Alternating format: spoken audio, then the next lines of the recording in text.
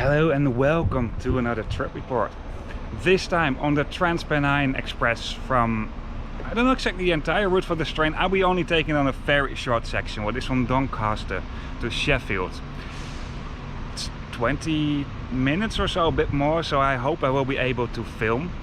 Anyway, what I will do in this video, I'll show you the railway station for Doncaster, show you the train as good as possible and some views from the train. It's not a long section of the journey that I'll be taking, so try to show you as much as possible. I hope you like this video. If you do so, give me a thumbs up. If you have any questions or if you just want to say hello, leave a comment. And for now, let's just roll the intro.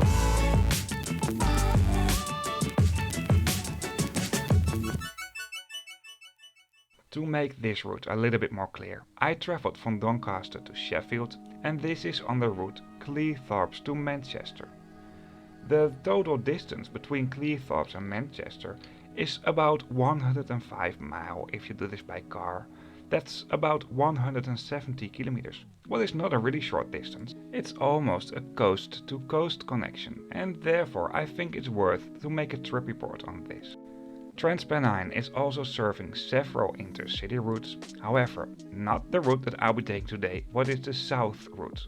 This is a regional connection, but once again, I still think it's worth to make a trip report on this. For now, let's go to the railway station of Doncaster. Doncaster is located on the East Coast Main Line in England, serving obviously the town of Doncaster in South Yorkshire.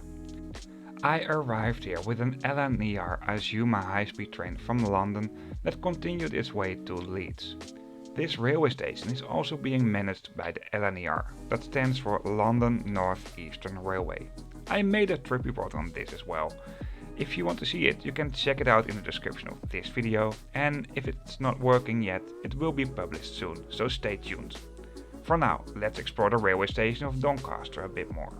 Even though I didn't spend a whole lot of time here because in the weekend I recorded this, I did a whole lot of trip reports. According to Google Maps, it's not that far away from the city center. At the front of the railway station there's a square, and right next to the square there's a pickup and drop-off zone for railway passengers by cars, and I think this is also a taxi stand, although I did not pay that much attention to this. The tracks will be connected with each other via this tunnel. Over here, of course, you will find stairs, but there are also elevators. The main hall of this railway station isn't that big.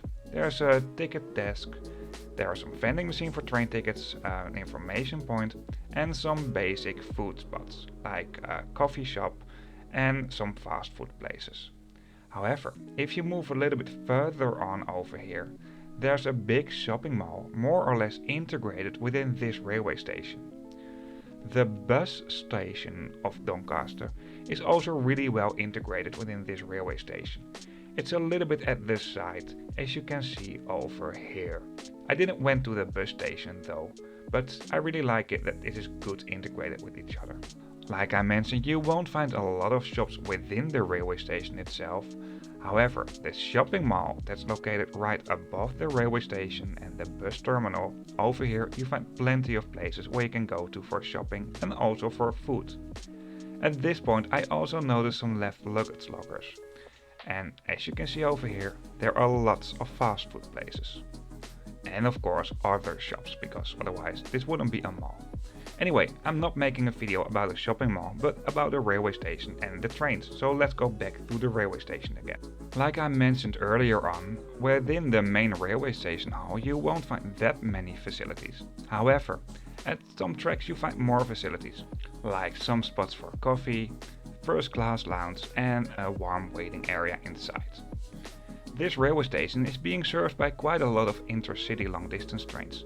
For example of LNER, but also Grand Central and cross-country trains.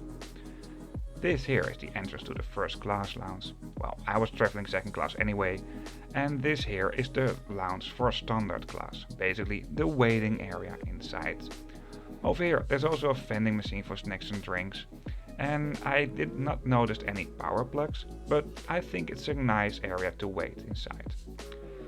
Another platform, platform 0, has been attached later to this, and this is a little bit hidden at the back of this railway station. While I was recording the introduction, my train arrived at the railway station, and today I'll be travelling on board with a British Rail Class 185. These are also known as Siemens Di-Zero trains.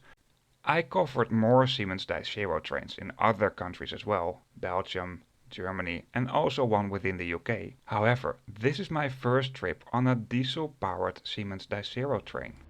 Before I show you the interior, let's take a closer look at the exterior of these trains while I recorded the departure of this train in Sheffield. Actually, there isn't that much to describe. A number 1 does indicate exactly where you find the first class, and the second class is being often referred to in the UK as standard class, so this is not mentioned separately. Right next to the doors you will find what seats can be found if you enter that door. Let's enter these trains. For my ride, ladders were being attached to the side of the train at the windows, and in general this might refer to if you reserve a seat. In the UK they won't use numbers for train cars but ladders. This is the second class or standard class, and this looks pretty okay. I really like the seats facing each other with a bigger table in between, and there's also plenty of luggage space. Of course, between the back ends of the seats at several spots you can use this as a luggage area, and there are special luggage racks within most compartments. And of course, all over the train you will have the overhead luggage racks. The first class in this train, I'm really impressed by this, and especially because this is a local train, this looks really good and this is actually way better than the second class. There's a mix of airline style seats and seats facing each other. For the airline style seats I found the tray table in the seat in front really small. There's one power plug per seat that includes a USB socket, all armrests can be adjusted, and the leg room is really generous. Even if I fully recline these seats I still have a lot of space. Within the first class, reading lights are integrated within the luggage racks. Let's review the standard class and let's review the airline style seats. Over here you find one power plug including a USB socket at the side, and the tray table is about the same size as in this first class. Seat numbers can be found right under the windows and under the luggage racks like everywhere, and at most compartments you will find big screens with route information. There is an area where you can park bikes, or if you have a lot of luggage you can store extra luggage over here.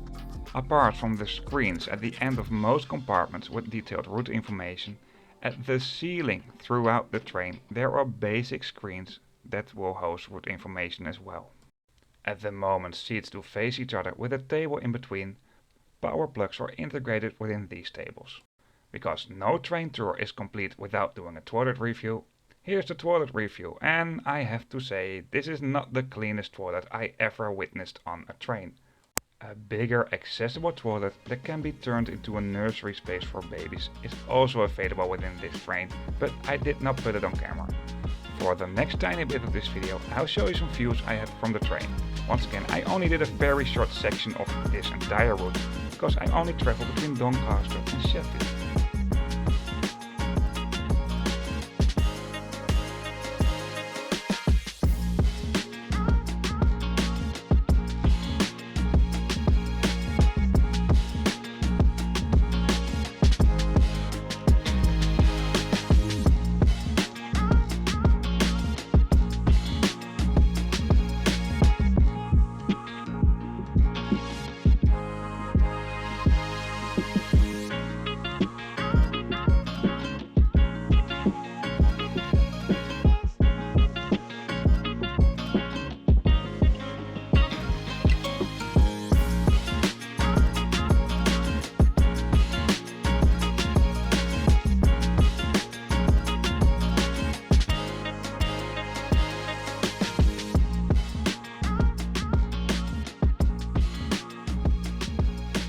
That's it for this video.